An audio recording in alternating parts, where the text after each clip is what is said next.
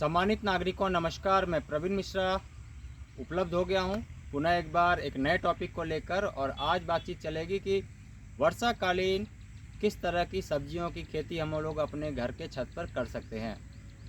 ज़्यादातर जो बागवान हैं वो ये चाहते हैं कि वर्ष भर तक उनको अपने छत से कुछ ना कुछ मिलते रहे, लेकिन गर्मियों के समय में ये देखा जाता है कि यदि आपकी तैयारी पहले से अनुकूल नहीं है तो बहुत ज़्यादा चुनौती आती रहती है और इन चुनौतियों के कारण आपकी बगिया अच्छी नहीं चलती है। लेकिन जब हम लोग ये बात करें कि ये समय है, समय की अनुकूलता को समझते हुए और उसकी तैयारी उससे पहले करने की ज़रूरत होती है और कुछ एक जानकारी भी है।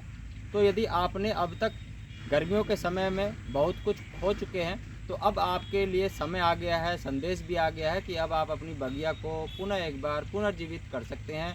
और एक अच्छा समय में यदि आप अपनी तैयारी को शुरू करेंगे तो आप देखेंगे कि यहाँ से बहुत कुछ फिर से रिस्टोर होने लगा है। फिर से आप देखेंगे कि आपकी बगिया लहलाने लगी है।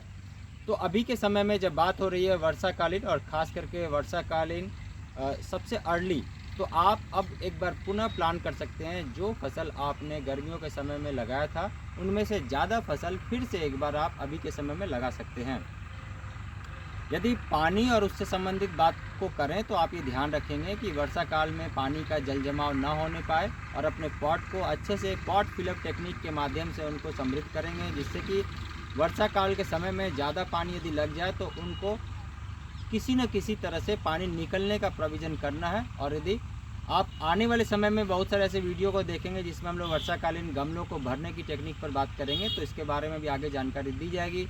लेकिन आज हम लोग बात कर रहे हैं कि वर्षा काल में कौन कौन से ऐसे फसल हैं जिनको हम लगा सकते हैं। तो सबसे पहले जान लें कि जब तक बहुत ज़्यादा बारिश ना हो, बहुत ज़्यादा एकदम से मानसून का चरम स्थिति पे ना पहुँचे, तब तक आप एक बार पुनः चौलाई का साग लगा सकते हैं। और सावन और भादों के महीने में चौलाई के साग को ज़्यादा उपयोग नहीं किया जाता या ग्रीन्स का उपयोग कम करते हैं। तो उससे पहले अभी के समय में आप जून के अंतिम चरण से लेकर जुलाई और अगस्त के पहले पखवाड़े तक आप लगा सकते हैं और खा भी सकते हैं, एंजॉय भी कर सकते हैं। इसके अलावा भिंडी एक बार पुनः लगा सकते हैं। तोरी, घिया, कद्दू, करेला, ककड़ी, खीरा, इन सभी को एक बार फिर से लगा सकते हैं। लेकिन खीरा और ककड़ी में ध्यान रखना होता है कि जल जमाव ना होने पाए, और जल जमाव ना होने के लिए भी अलग से प्रोविज़न किया जाना चाहिए, जिससे कि हमारे पास ककड़ी, खीरा आपको आसानी से उपलब्ध होने के लिए तरकीब मिल सके। इसके साथ साथ हम लोग जब बात करते हैं कि वर्षाकालीन हम लोग क्या करें, तो वर्षाकालीन के मध्यांतर में हम लोग एक ऐसी जगह में पहुंचते हैं जहां पर अब सर्दियों की शुरुआत हो जाती है और सर्दियों की तैयारी की भी शुरुआत हो जाती है। तो इस तैयारी के लिए यदि बात करें तो आगे के वीडियो में बहुत सारी जानकारी मिलेगी, लेकिन जब जुलाई का अंतिम समय आ जाए या अगस्त का मध्यांतर आ जाए तो आप सर्दियों से संबंधित तैयारी शुरू कर सकते हैं। और टमाटर के भी बीज को लगाया जा सकता है और गोभी के भी अर्ली गोभी को फूल गोभी वाले लगा सकते हैं। पुनः एक बार लौटते हैं कि वर्षा काल में आप बैंगन लगा सकते हैं, बैंगन के साथ साथ मिर्ची लगा सकते हैं। इसके साथ साथ आपके आसपास में 100 किलोमीटर के दायरे में जो कुछ भी फसल पूरे भारतवर्ष में हो रही है उन सभी फसलों को भी आप चयन करके अपनी बगिया में जगह दे सकते हैं। कुछ एक के तो पौधे लग जाएंगे और ज़्यादातर जो बेल वाली फसल होगी उनको डायरेक्ट सोइंग कर देंगे। डायरेक्ट गमले में यदि आप लगा देंगे, वहाँ से यदि एक साथ पौधा तैयार होकर आगे चल निकलेगा तो आप देखेंगे कि आपकी बगिया भी निहाल होने लगी है।